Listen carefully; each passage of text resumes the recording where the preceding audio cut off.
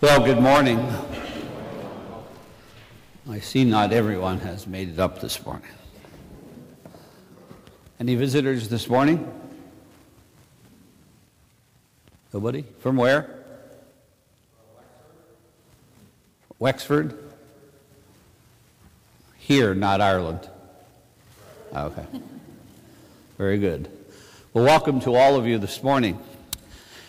Today, as we come to the third Sunday of Lent, we find ourselves listening to the core covenant between God and his people. The first reading is from the 20th chapter of the book of Exodus. Let me say that again. From the 20th chapter of the book of Exodus. Say that.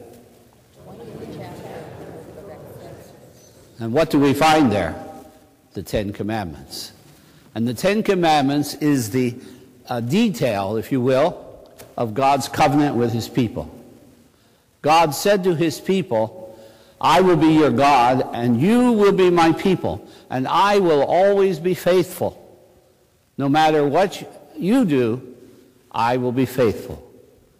Your end of the covenant is this.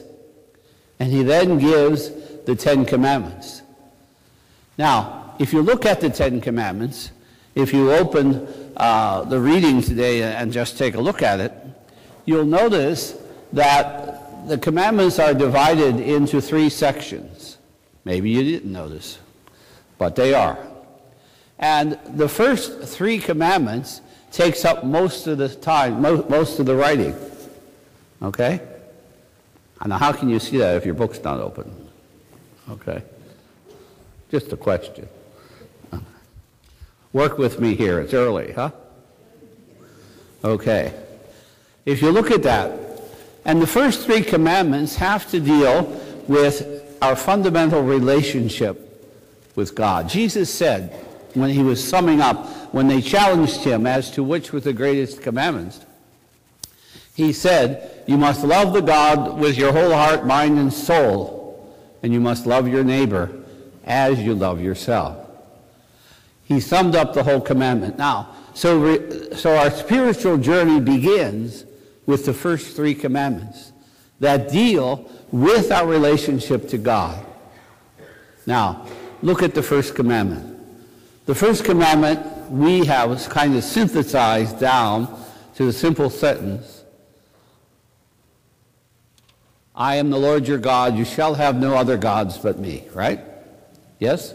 But you see, it's a whole paragraph, isn't it? It's not just that little sentence. Because it's the fundamental commandment. If we get the first commandment right, if we truly make God the center of our lives, if we truly put God in the place of honor in our lives, we don't need the rest of the commandments. If we get that one first, if we get it right, the others become unnecessary. But the problem is, we don't get it right. 40 years of hearing confessions, no one has ever come in and said, Father, I violated the first commandment. And yet, it's the most violated of all the commandments. The fact is, we all have false gods in our lives. Every one of us in here have false gods.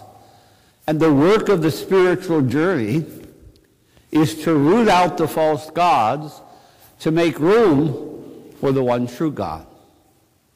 Now you may say to yourself, well, what false gods do I have? I'm not rich. Well, the fact is, we create false gods out of all kinds of things. Sometimes it's our career. Sometimes it's our agenda. Sometimes it is money. Sometimes it's power. Sometimes it's just self-focus, that we become the false god. I don't want anything to bother me. I don't want anything to disrupt my schedule. False gods abound. Do I go to Mass on Sunday morning or play soccer? It's a false god.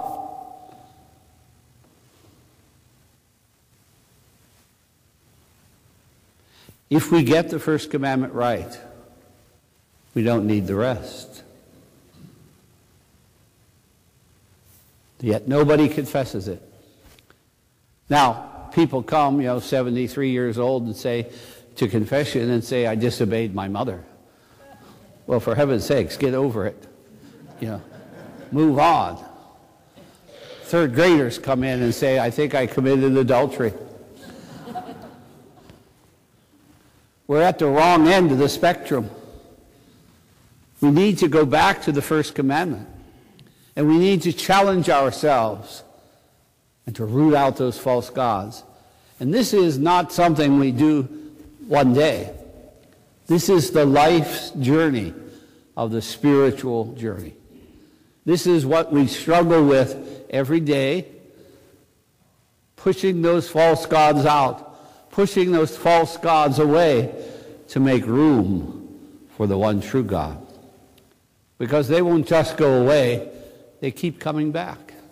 Isn't this the theme and story of the Garden of Eden? What did the devil tempt Adam and Eve with?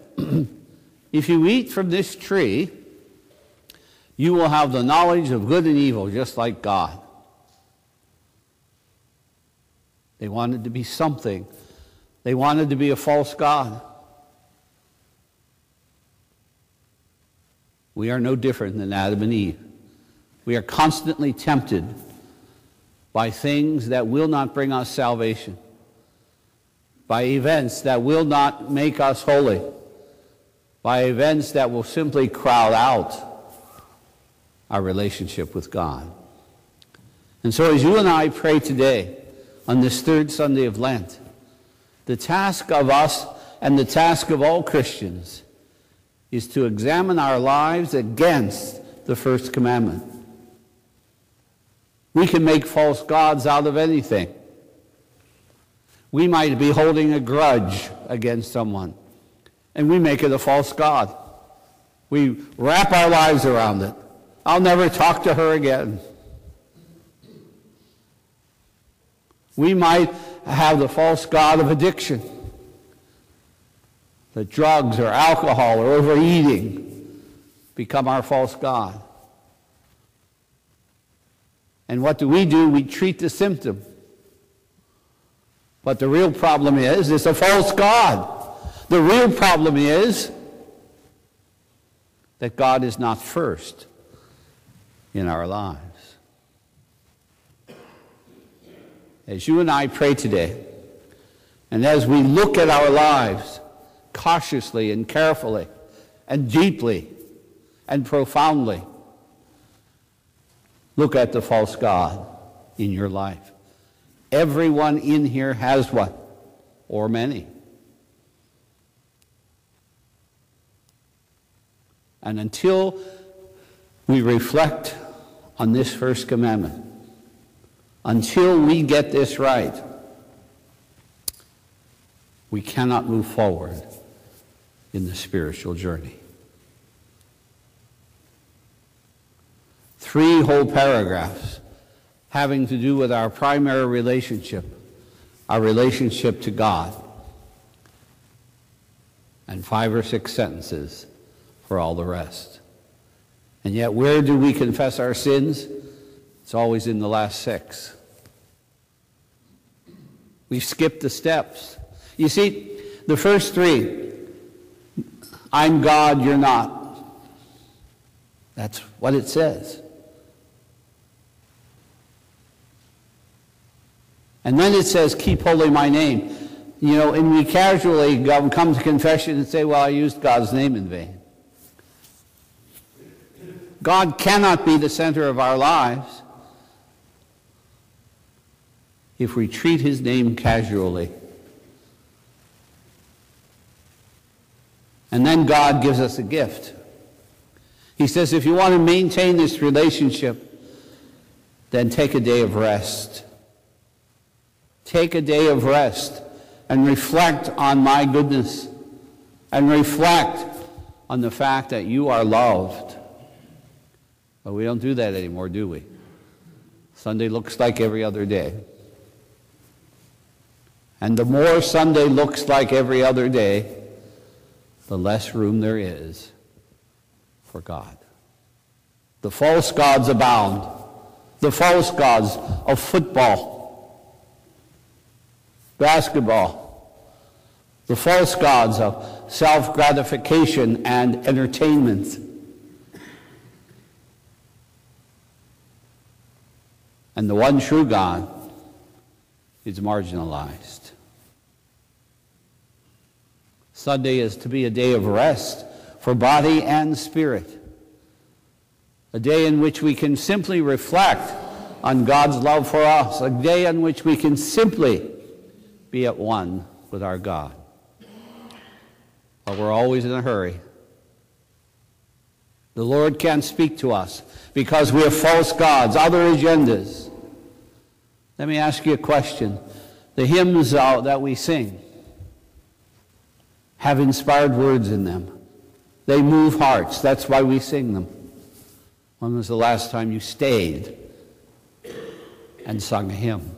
How can God speak to you if you're not there? And how can you hear God if you don't place yourself in His presence? We're always somewhere else.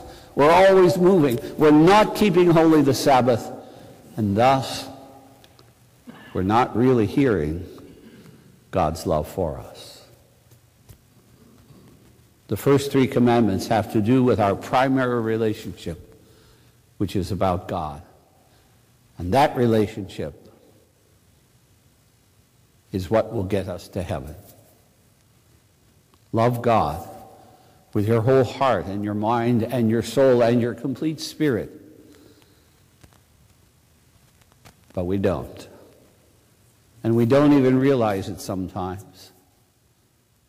Let us reflect on our primary relationship, our relationship with God.